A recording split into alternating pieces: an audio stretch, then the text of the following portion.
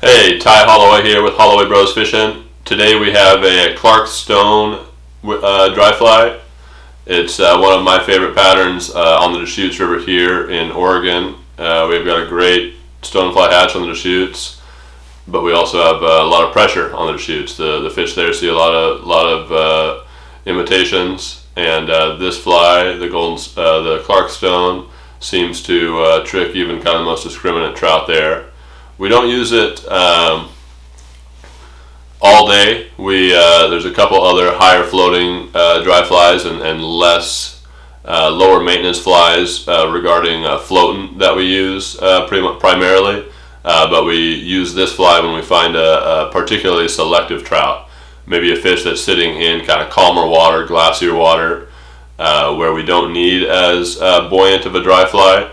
But kind of in those glassy spots where you've got a trout that has a lot of time to look at the fly and kind of examine the fly before they decide to eat it, this is a great pattern for that. And it's one of three flies probably that we use the most of on the Deschutes, and would not go down the river without it. Hope you enjoy. Thanks. Okay, we're going to do a Clark Stone here. I've got got it on a size 8 Daiichi number 1280. It's just a 2x long kind of standard dry fly hook. It is 1x fine. And a lot of those dry stone flies that I like to tie are on more of a nymph hook actually. Just a little heavier wire, like a TMC 52, 62.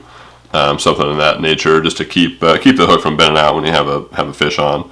But this fly, specifically the Clark Stone here, use this a lot in kind of glacier spots and a fish that maybe didn't eat the other flies that we presented. So it's kind of just a more subtle fly that sits a little lower in the water.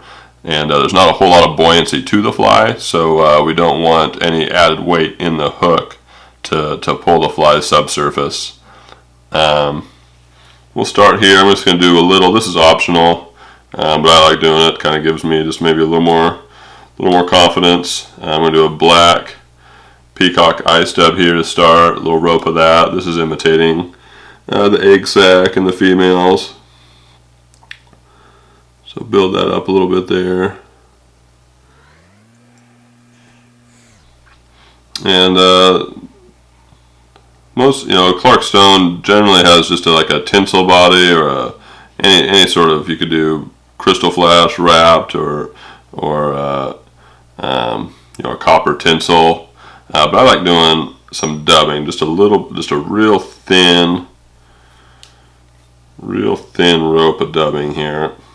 Just barely anything, and I kind of like it just enough to kind of give the body some mass, make it look like a meal. And this is just an STS blend, a synthetic dub, so it doesn't add any,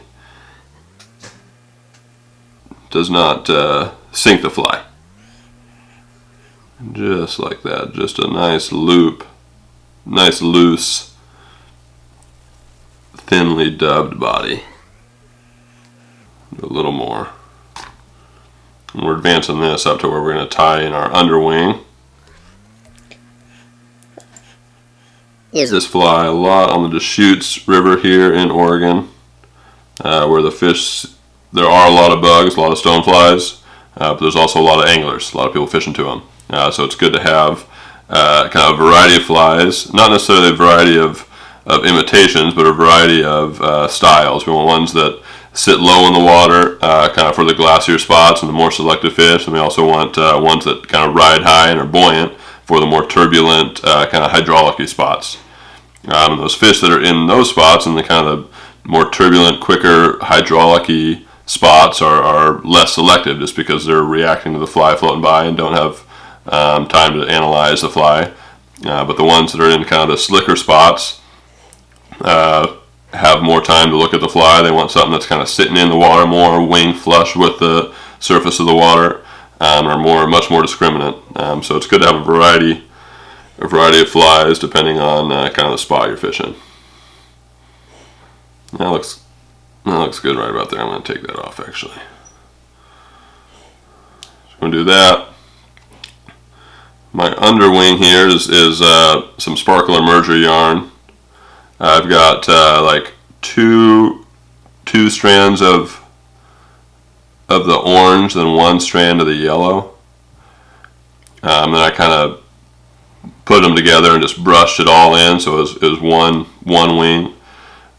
You can kind of mix around with the ratio of colors. You know, I mean the traditional Clarkstone is yellow and orange underwing, and you can also decrease. This is where we're getting all our buoyancy from. Is this underwing? There's not much to the overwing, so all our buoyancy really is coming from this underwing here and the hackle. So if you want kind of a less buoyant fly, you can use a little less of the sparkle emerger yarn. If you want a little more buoyant fly, you can use more of it. But I like this kind of 3 strands in total. Seems to be a good kind of standard. So we're gonna go just right barely past the bend of the hook there. Tie that in. Tie that in secure there.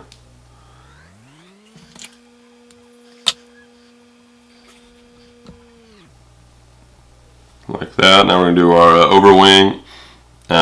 Here I just have some elk rump dyed in a golden stone color by Nature Spirit.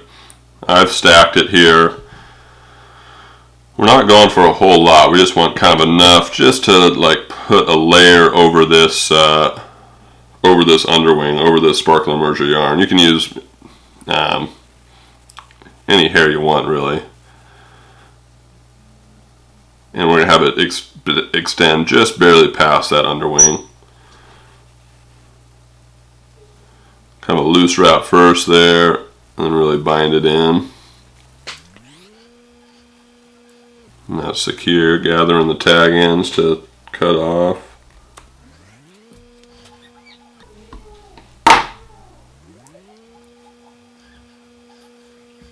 There we go, and that's almost too many. I'm going to pull that one off. Pull that one out there. Any weird ones you can just yank out. That's pretty good. We'll go with it. Okay, here I'm going to tie in these rubber legs. These are Chacon's crusher legs.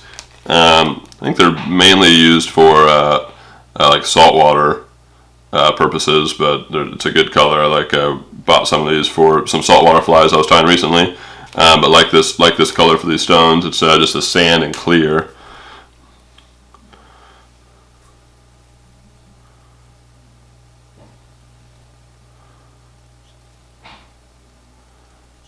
So we're just tying it in here back near where we tied in our overwing,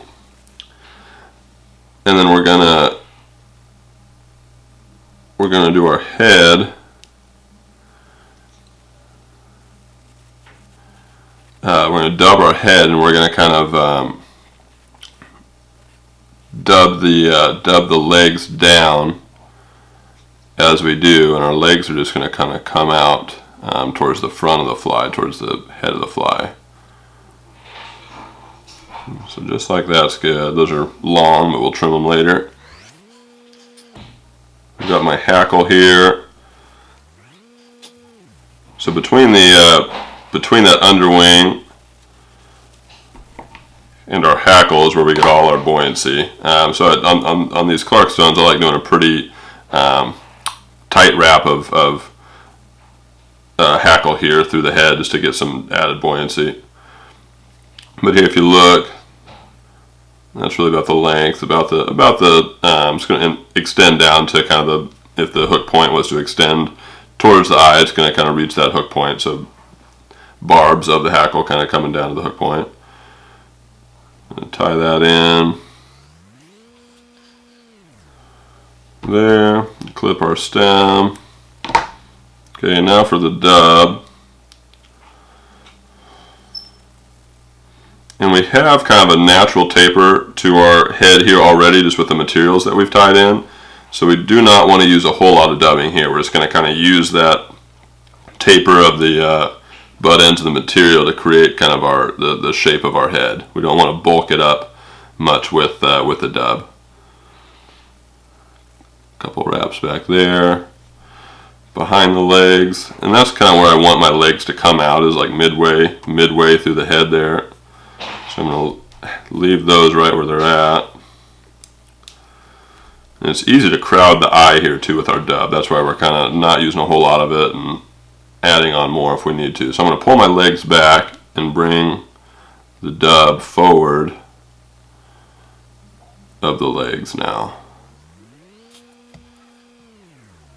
Just like that.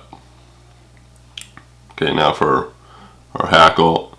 So these back legs are going to stay behind the hackle.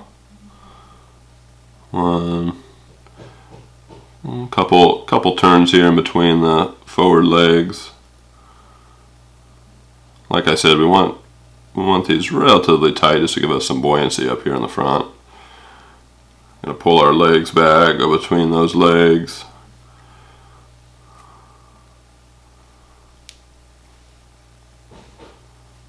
Right about there. Tie that off. Pull it all back, creating a nice little neat head here.